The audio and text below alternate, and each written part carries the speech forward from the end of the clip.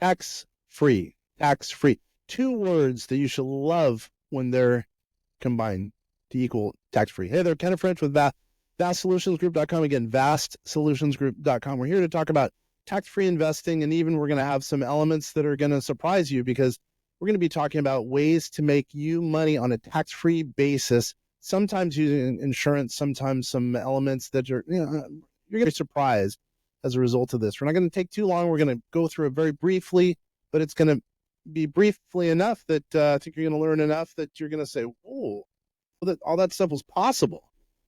By the way, we've been doing this since 1960. I've been with the company since 2006. We know what we're talking about. Well, four-time author, computer. $3. Used to write for Forbes.com. I'm a keynote speaker. Let's get right to it. Let's talk about tax advantage investing, tax-free investing, retirement income that you cannot outlive. So a lot of people don't realize, how much money it takes to live on. Here, I'll just give you an example. Let's say you're retiring at age 65. You're probably going to be around for what, 20, 30 years. That's something to think about. And if you're not going to work, what's going to happen? You've got to have two things. One, you got to have money that's going, a rate of return that's going up, so you can live for a long time and not run out of money. And then also not take too much of money out of the portfolio, so you run out of money. So, because those are, if you really think about it, those are the main things. You have expenses. You have a whole bunch of things to worry about. But consideration, if you really think about it, would be taxes, because you don't want to change your lifestyle. But what's one thing you can do? You can change the tax element of your retirement income. That's going to be your biggest expense, generally speaking, right?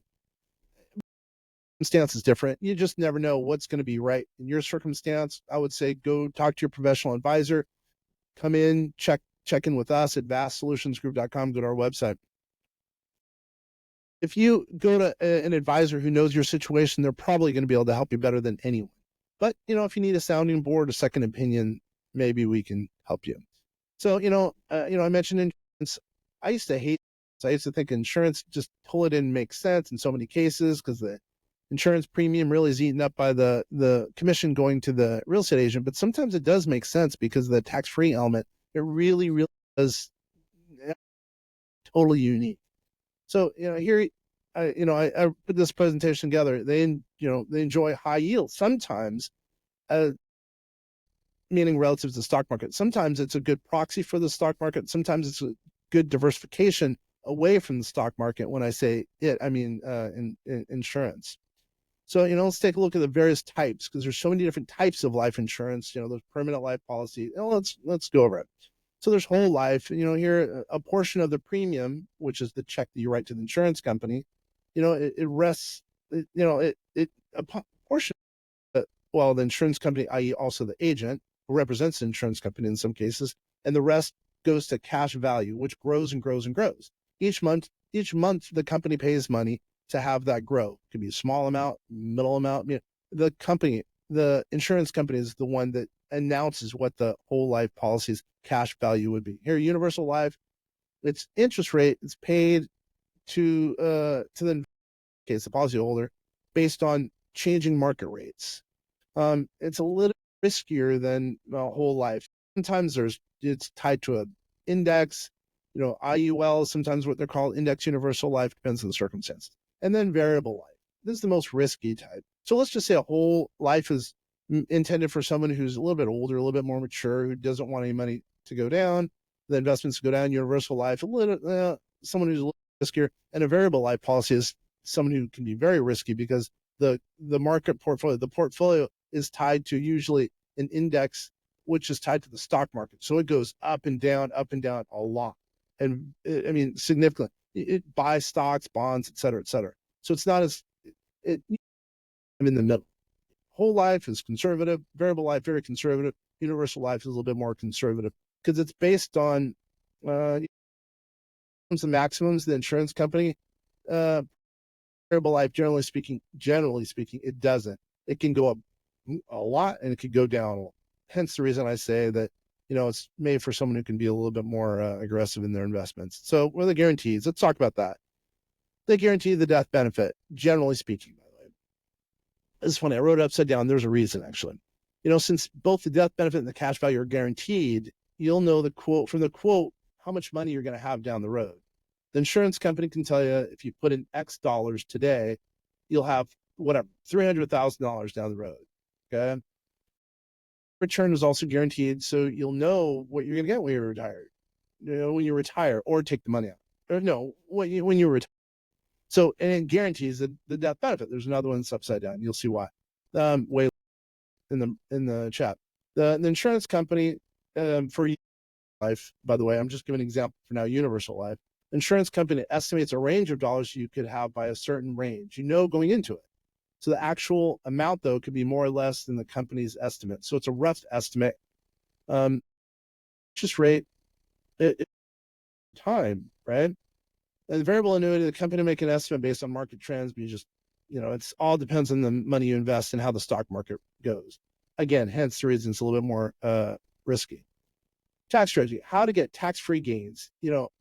Avoid canceling your policy. Don't cancel your policy because therefore it's not tax-free.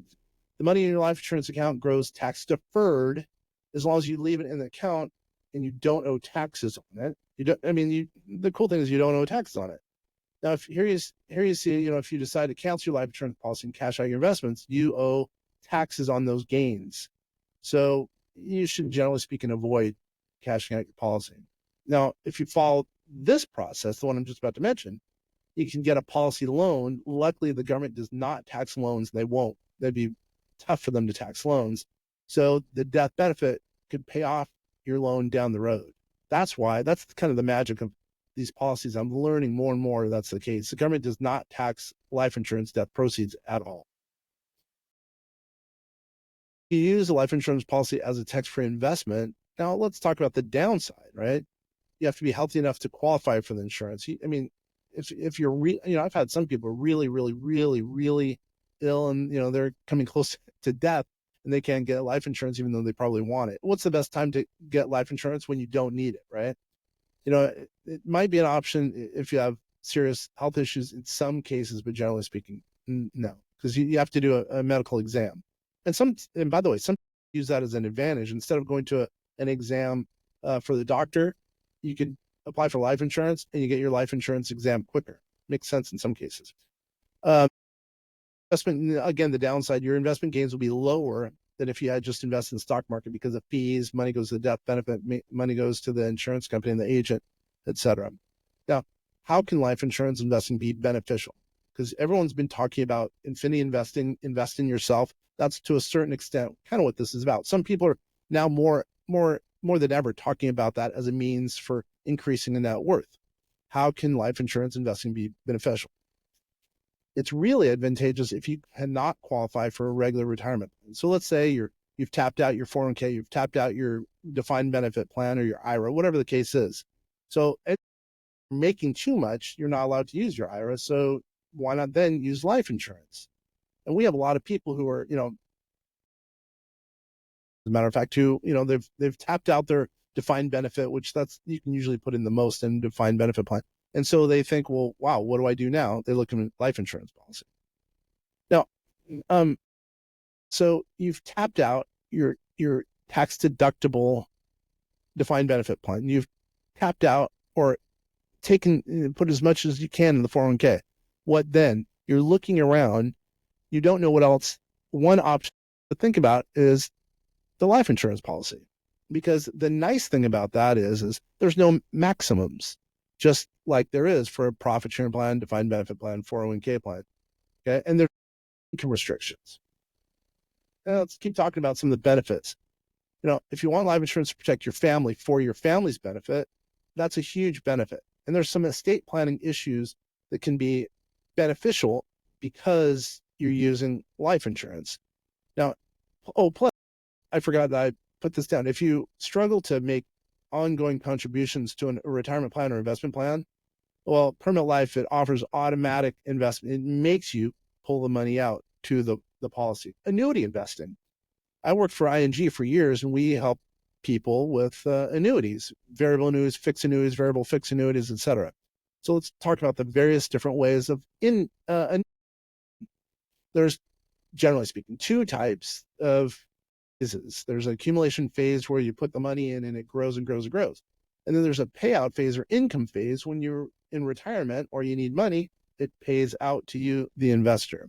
So what are the risks of both? On the fixed side, you know your rate of return usually for a little bit more conservative people. You know exactly what you're going to receive in the fixed side, low risk, right? Variable annuities, bigger rate of return, generally speaking. You don't know what the portfolio is going to be worth down the road. Guarantees. Now, what's the top benefit of an annuity that life insurance does not offer? So we're now just talking about annuities. An annuity offers a guaranteed rate of return for the rest of your life. There's some benefits on top of annuities now. Offer rates of return. By the way, they offer rates of return that go for the rest of your life. Plus, you can have rates sometimes as high as 7%. You put in whatever, $100,000 on an annual basis, you're going to get a 7% rate of return, sometimes on the premium, sometimes on the growth. So meaning there's guarantees that are based on growth. And also when you start triggering the income, you get a rate of return. Okay. Get it illustrations, go talk to your advisor, go talk to your insurance provider about annuity payoffs and payouts. So you know what kind of income you're talking about down the road. Then the question is life insurance or annuity, which one's right? It really depends on the circumstances, but you know, if you have children or need a life insurance policy, you want to take care of beneficiaries, sometimes life insurance. You know, if you want to retire early, you can take out loans without restriction, invest in real estate, bank on yourself. You don't have to go to a bank for assets, right? Take money out of your policy. You don't have to repay the loan because the loan is affected at death. If you do die, well, the death that will be paid to the heirs will be reduced by whatever money you've taken out. So your heirs are taken care of, tax-free, which is pretty. An annuity, if your goal is to reach retirement with the most money, probably that, in my opinion, that makes sense. By the way, investment advice. I'm just giving, let's call it for entertainment. If you don't qualify for life insurance, you should get an annuity in some cases. And if you're single, you have no kids, you don't need life insurance, maybe annuity will make sense for it. Now let's talk about tax-free and tax-deferred income strategies. Strategy number one, use life insurance cash value for tax-free income for investing on, infinity investing, cash value investing. If you only use life insurance to fund your retirement, all your income would be tax-free, which is cool. Remember how I was talking about tax-free? Well, that's nice. You put in all your money into the life insurance policy, income is tax-free that comes out of it, okay? And again, that's a good proxy. If you maximize your 401k, you've maximized your defined benefit plan, you have no other kind of ways to, tax strategies, tax-free investment of life insurance might make sense. As long as you keep your insurance policy in force, that's important. You can borrow money from it tax-free. Invest, like here, we have a lawyer putting money in his defined benefit plan, $200,000 a year. He saves roughly $80,000. He's in California. Pulls that $80,000 a year out, and what does he do? He puts it into life insurance. What he's doing is he's putting it into life insurance, one for his heirs, though that's becoming less and less of an issue. But the nice thing is he, down the road, he hasn't yet, but down the road, he's going to start pulling money out and he's going to leverage that into commercial real estate. So let's just say, let's say in 5 years, it's worth $600,000, whatever. And he does 2-to-1 leverage. So it's $1.2 million. He can buy a $1.2 million building, let's just say, right? And the whole thing actually be a little bit less than that. Let's just say it's $1 million. And then let's say he's getting 7% yield off that. That's 70 grand that goes basically back to him personally, right? Think about that. Think about that. Now, you got to like that. Basically, it's all predicated on the government giving him a deduction of $80,000 on his defined benefit. Anyway, then you die. The death benefit from the policy will pay off the loans. Nobody else has to pay them. The heirs don't have to worry about that. And if concept, the bottom line is defined benefit plan, tax result, invest the tax result into life insurance.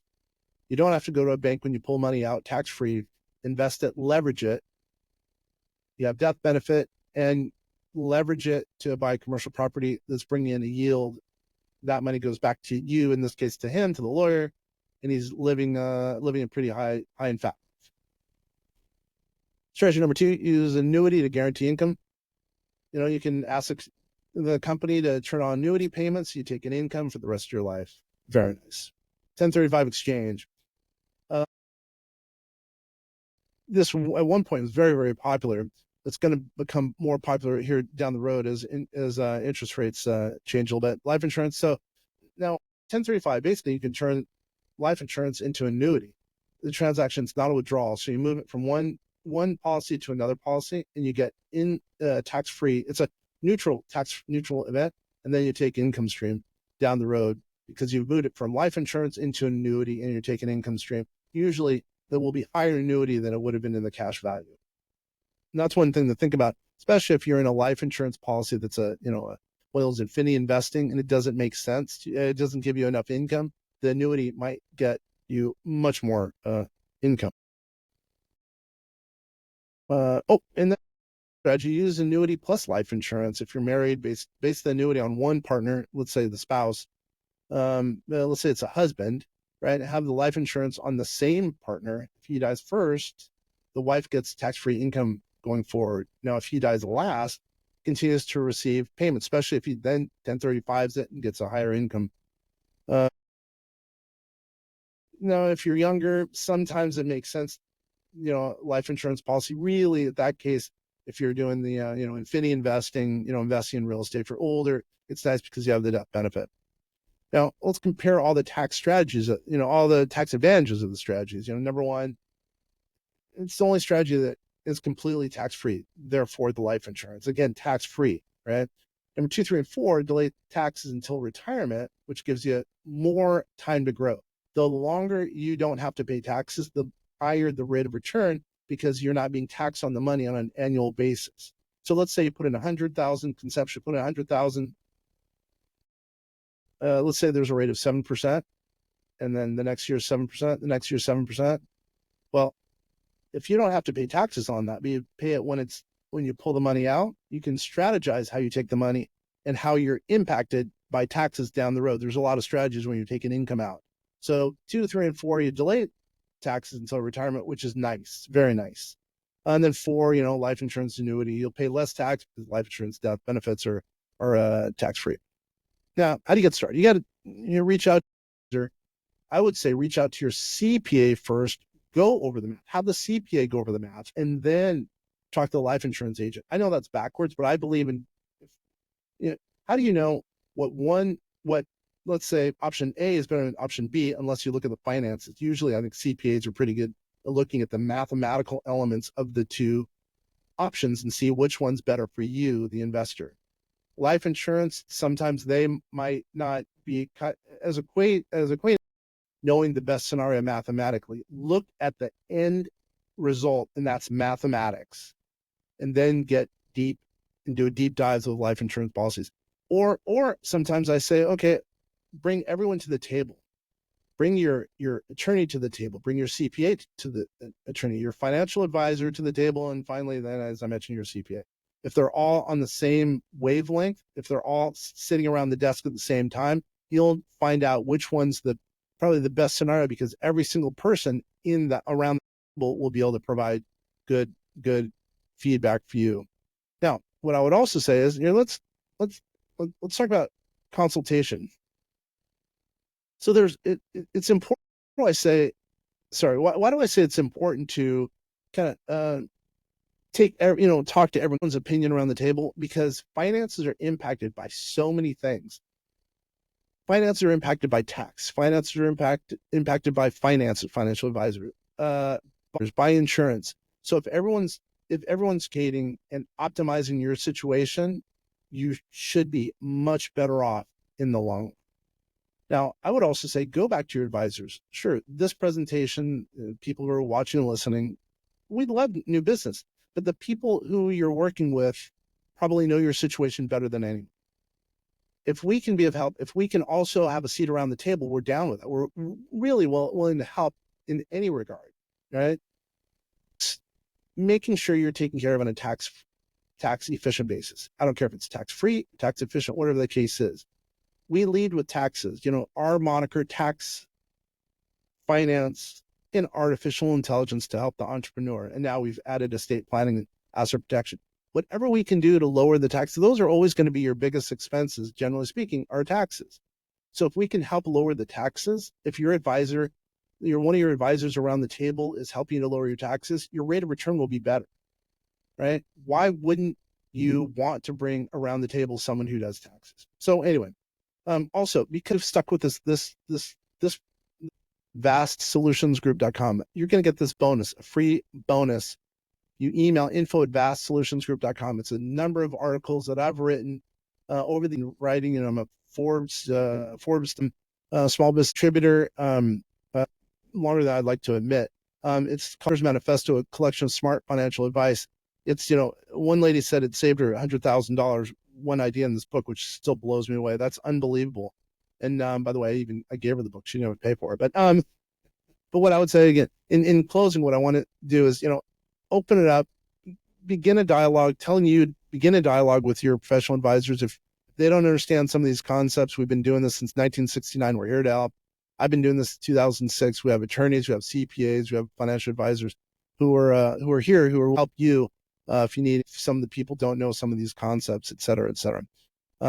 Info.com or email us for any suggestions, et cetera. info@vastsolutionsgroup.com, and for your free book, for your bonus.